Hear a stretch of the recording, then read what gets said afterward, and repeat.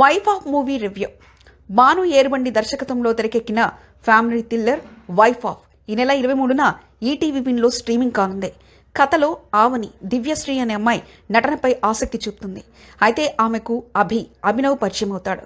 కానీ కుటుంబ పరిస్థితుల కారణంగా రామ్ నిఖిల్ గాజ్లతో పెళ్ళవుతుంది. పెళ్లి తర్వాత రామ్ ప్రియా అనే అమ్మాయితో సంబంధం కొనసాగిస్తాడు. దాంతో ఆవని మానసిక సంఘర్షణలో కూరుకుపోతుంది. అనుకోటి సంఘటనలో రామ్ నెత్తుటి మడుగులో పడిపోతాడు. అసలు రామ్కేమైంది, అవని ఎందుకు మారింది అనే ఆసక్తికరమైన ట్విస్టులతో కథ ముందుకు సాగుతుంది.